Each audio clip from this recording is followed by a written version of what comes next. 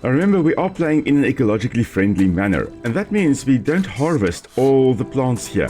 So why don't we? Well, hello there all you absolutely magnificent people, and welcome back to another episode of StarRupture, where we are mining, but in an ecologically friendly manner. My name is Will, this is an Ecologist Plays, the channel where we talk about nature while playing games, and I hope you are having a fantastic year so far. Now, at the end of the last episode, we had just experienced the first rupture of the star. So we are taking the time to just mine away, mine at anything we can find. And we're hopefully going to get a bit more ignium as well. There we go, just mine that wolfram node right over there. And voila, there we go. Okay, so we are just going to snake our way back to our base, which should be, I think, in that general area. Oh, and we're going to, of course, come across some corpses along the way, which we can loot for some nice goodies, which we can hand in for some extra points.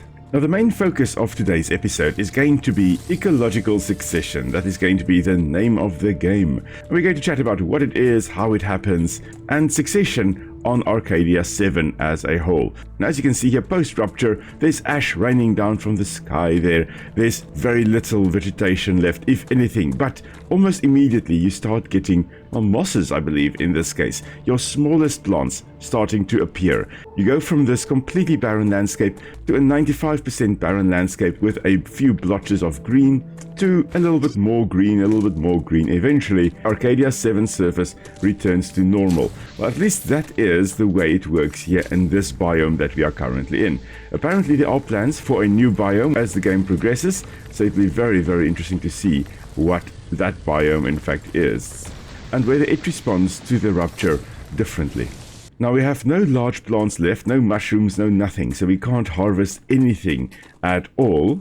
But we also don't have any of the vermin, of the little critters running around here at the moment, so we are actually quite safe. This is actually the best time to go and explore some of the ruins that you can also find on Arcadia 7 surface. Because, well, you can't be attacked by critters, at least not for the first few minutes.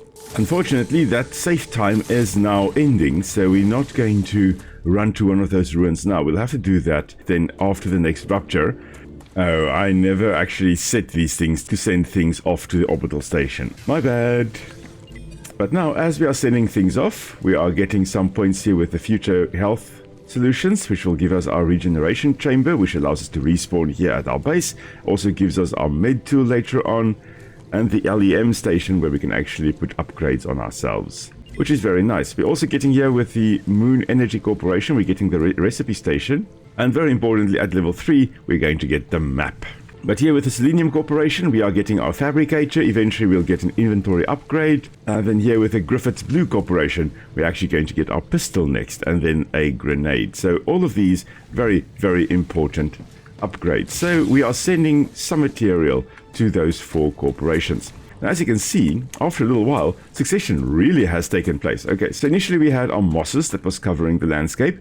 The mosses then basically solidified the soil. But what we had after the rupture was a lot of ash raining down from the sky. Okay, and that is very important because with the ash there are lots of nutrients ending up on the soil. And that, in this case, most likely kickstarts and fuels, and really fuels, succession on Arcadia 7. So it happens at an increased rate. Now, why does it happen at an increased rate? Well, because it has to happen at an increased rate. All the plants in the past that were unable to grow quickly enough to actually survive the ruptures, okay, and couldn't reach the flowering and fruiting stage before the next rupture, and couldn't set seed before the next rupture, they died. Okay, genetic survival of the fittest. Fittest doesn't mean that you have to be the strongest. Fittest just means that you are best adapted for the conditions that you experience in a certain environment. And here on Arcadia 7, that is relatively frequent ruptures. We see the same type of thing in fire-driven ecosystems, where if a plant takes 50 years to flower for the first time and set seeds for the first time, and it dies after a fire, and fires occur every 15 years, it's going to take longer for it to actually start flowering and fruiting than the fire return interval is. So it's not going to have any flowers and fruit and seed ready before the next fire comes along, and it's just going to disappear from the landscape. It's not going to have any seeds germinating after the fire, and it's just going to disappear from the landscape altogether. So same happened here on Arcadia 7. The plants that were able to grow more quickly and flower more quickly and set seed more quickly, they survived, okay? They produced masses of seeds between the ruptures, and they produced the seeds quickly enough that by the time the next rupture came along, they had seed in the ground and they were able to survive. Anyway, as we saw there with succession, we initially had the mosses and then we had some larger plants growing, and initially just a few patches of mosses, eventually the whole landscape covered with mosses, and then after that you've got your larger plants regrowing, your shrubs, and then your little grass-like plants like this one over here, and your polyfruit over here. Almost Monstera deliciosa type fruit that we've got here on the polyfruit here, but it isn't a relative of the Monstera deliciosa, of the delicious monster plant, or the philodendron, any of those types of tropical plants in the Araceae family, in the arum family. It's definitely a different plant, different family altogether. Of course, we are on an alien planet, so I'm not sure what I expected. But then as succession continues, we are going to see more animal life as well. Initially, we are going to see the first little insect-type organisms flying around the plants that we can see. And eventually then we will also see the larger creatures, the vermin, appearing as well. And initially with the rupture, it actually scorched away all the water. There was no water left whatsoever.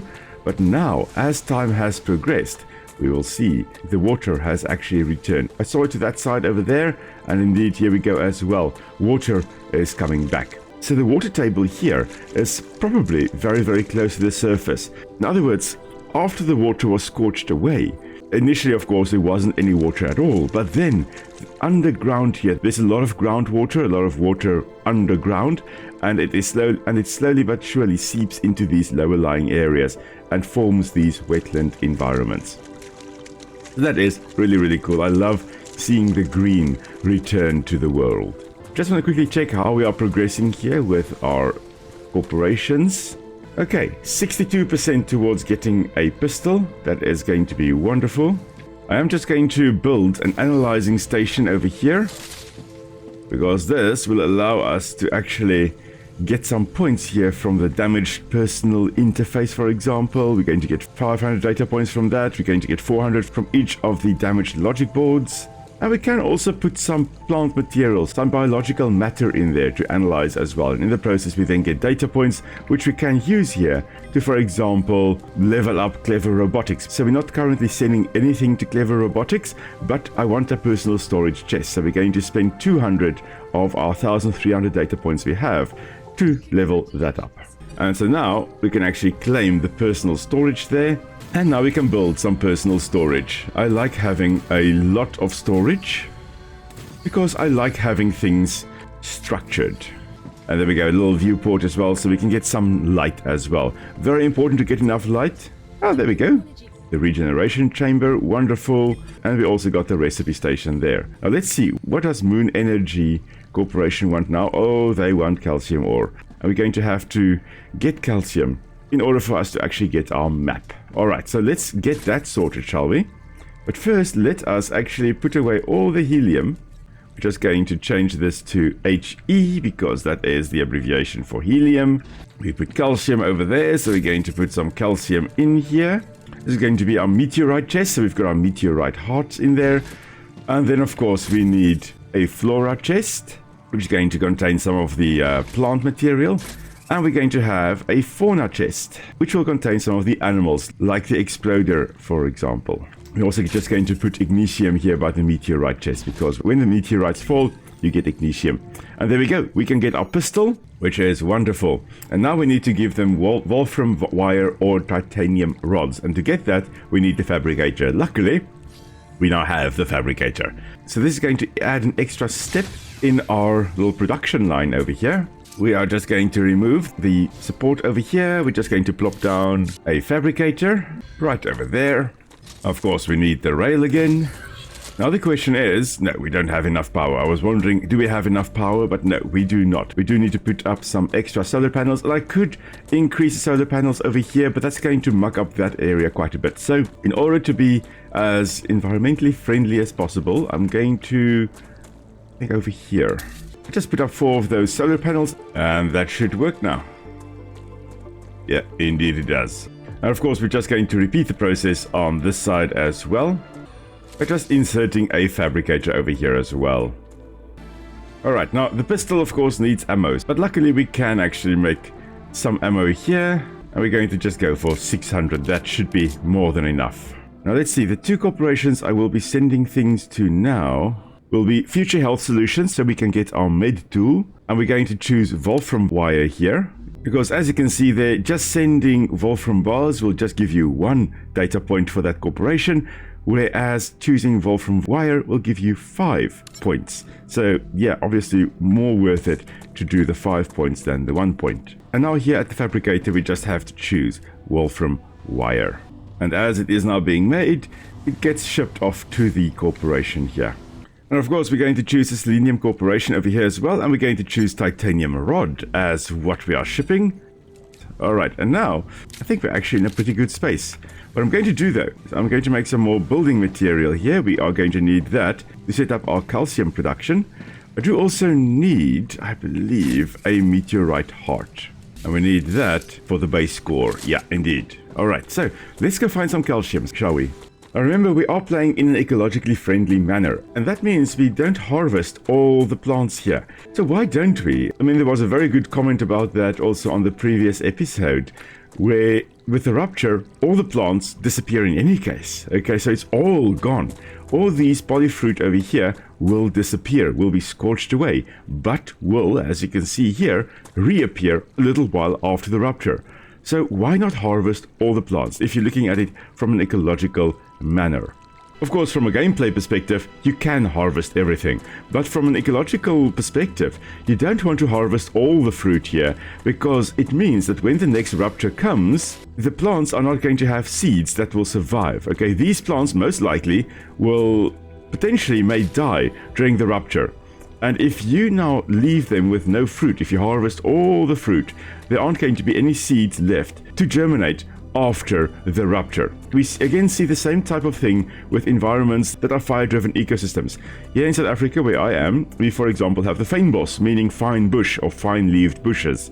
And that is a fire-driven ecosystem. And in the fynbos there we've got lots of proteas, for example. And the proteas are beautiful flowers, alright? People harvest the flowers, people use the flowers in floral decorations, and they're very, very nice for that. But if you go and harvest all the flowers in the fynbos, for example, okay, we don't, but let's say you do, then those flowers don't develop into seeds. And if you don't have any seeds and there's a fire that comes through, well, then you're not going to have any plants after the fire, because those proteas, a lot of those species die when the area burns. And if they don't have seeds in the ground, for example, taken underground by ants, or in the cones that they produce, in those fire-resistant serotinous organs, as we call it. If you don't have any of those seeds, then you're not going to have any new seedlings after the fire, and eventually the proteas are going to disappear. So the same thing here, if we harvest all the plants here, all the fruit, well, when the rupture comes, they're not going to have any fruit, any seeds that can germinate after the rupture, and technically, ecologically speaking, they're going to be screwed. Now, we are going to set up our calcium mine here at the calcium carbonate that is over here. But as you can see, we do have some of these little exploder vermin over here. Now, I'm going to wait for them to actually attack me. I'm not going to... Oh, there we go. This one is coming for me. Sorry. I don't want to attack them unless they attack me. Hello.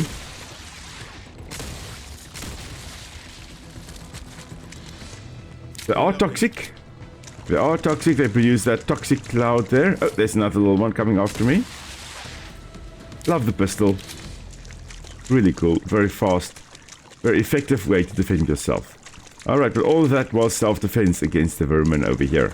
I do hope eventually that we get to have a good look at the vermin without, you know, them attacking us. That'll be quite good. I would like to chat about some of the adaptations they could have in order to survive on Arcadia 7.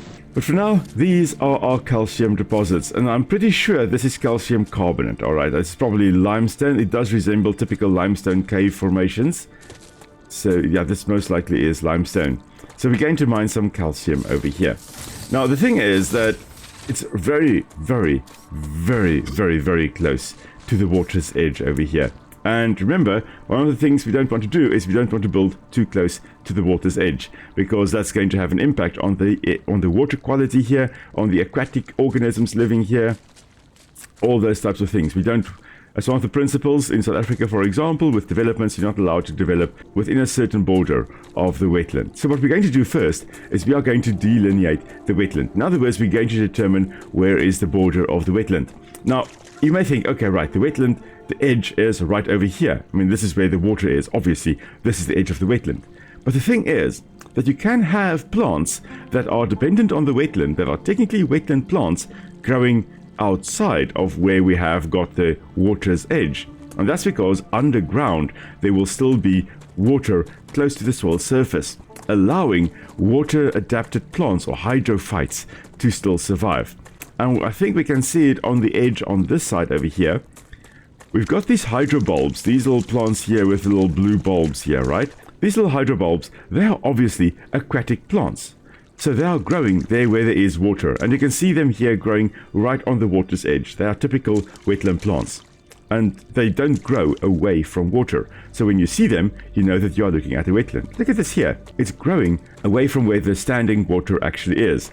This is still part of the wetland, all right? The water is close to the soil surface, so close, in fact, that you can have water-adapted plants growing here. Likewise, over here, quite a distance away from the wetland, from the standing water, we've got water-adapted plants growing. So right up to here, we still have wetland conditions.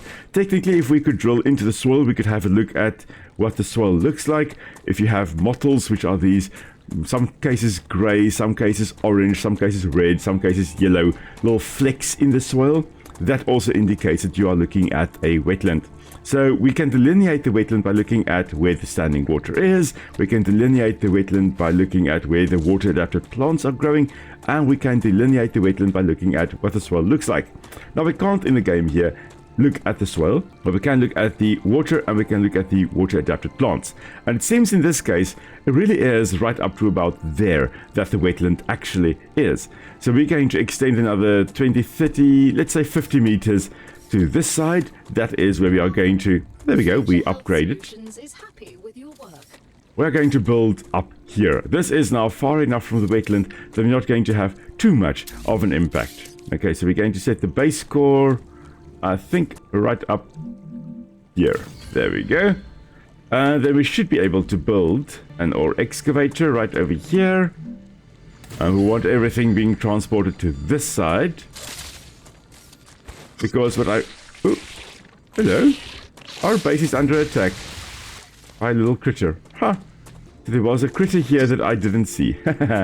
Now sure, I could make life easier for myself by actually building everything right over here, but the thing is we are right upslope of the wetland, so anything you can see here, look at this, water runs along here and goes down to the wetland. So anything we do in this area over here, any pollution that may happen as a result of our machinery will eventually make its way down into the wetland. And we don't want that. So what we're going to do is we're going to make life a little bit more challenging for ourselves. And we're actually going to build up here on a more flat area. This is where we are going to build everything. So, let's see. Yes, there is still water movement all along here, but this is also why we are going to raise things a little bit on platforms. Oh, there's actually a cave right over here. Oh, that's marvelous. We can access this after the next rupture. Alright, now. Selenium as well. There we go. Okay, we're going to set our smelter up over here on the rocks.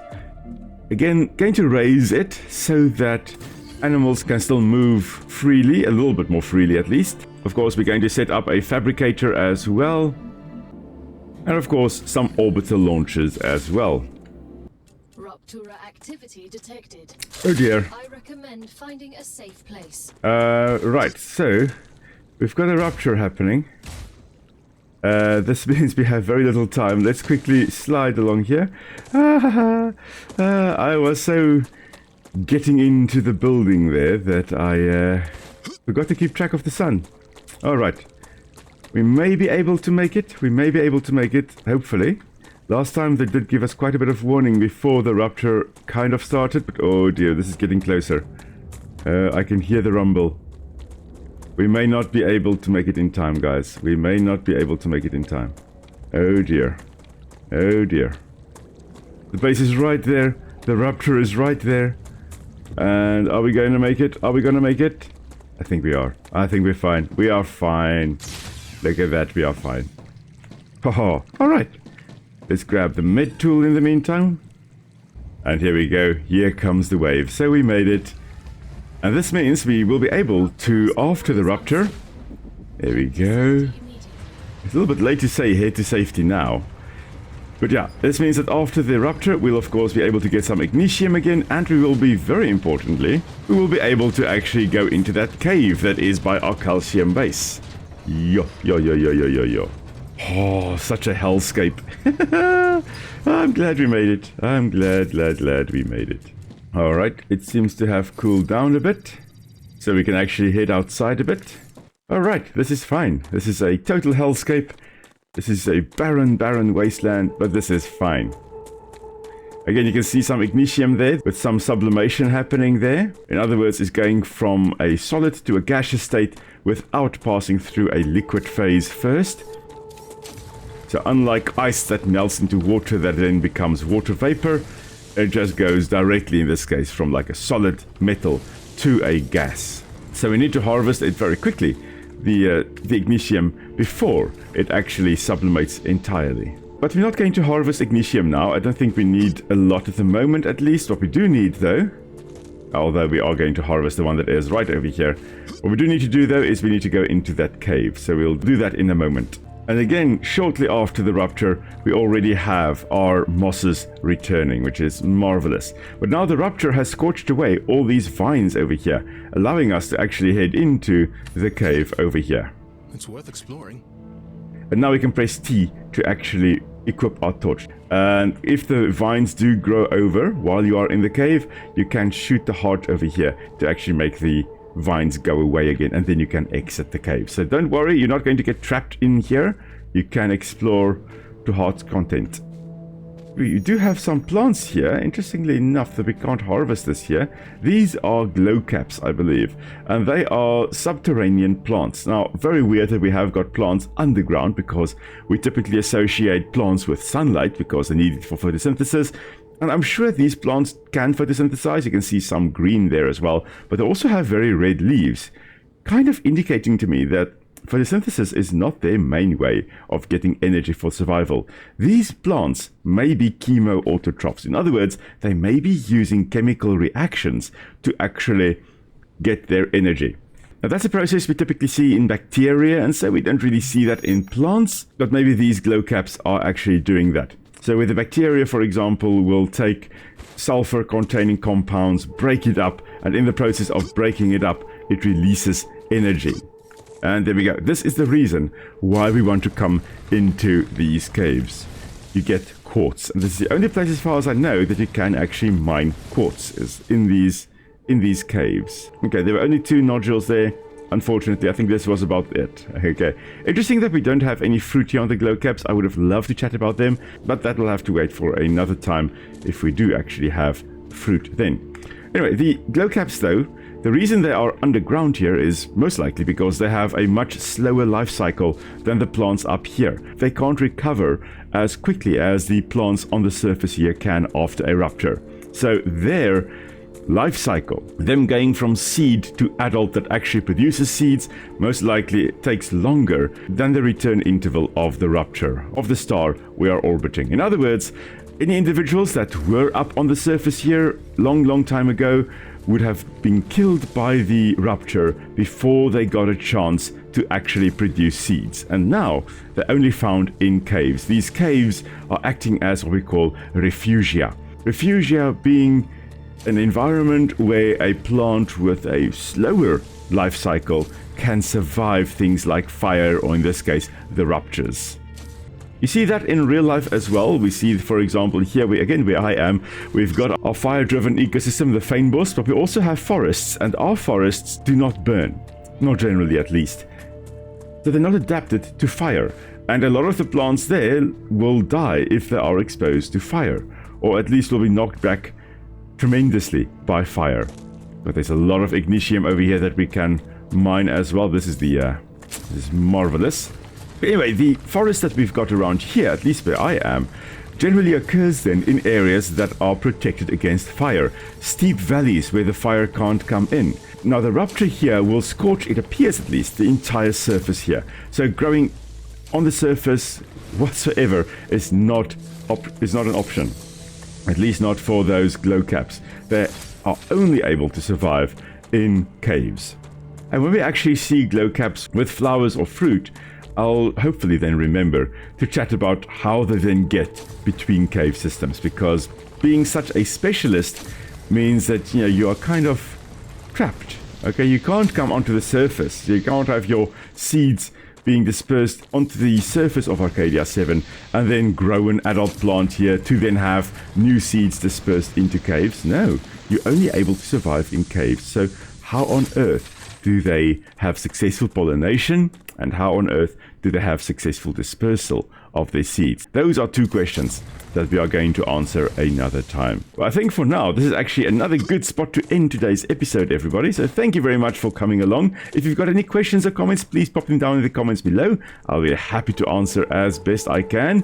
And of course, if you have any suggestions of what you'd like to see me do next, do pop them down in the comments as well. Next time, we'll finish setting up our calcium mine over there, and we will then start heading out into more dangerous areas.